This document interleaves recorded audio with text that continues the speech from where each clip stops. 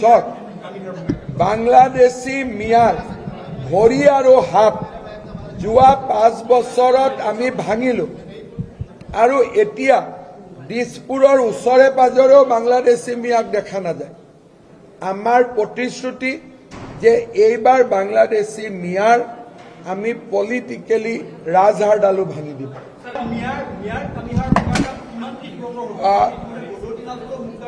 চাওক, বাংলাদেশী মিয়াৰ ভৰি আৰু হাত যোৱা 5 বছৰত আমি ভাঙিলোঁ আৰু এতিয়া দিছপুৰৰ ওচৰে পাজৰেও বাংলাদেশী মিয়াক দেখা নাযায়।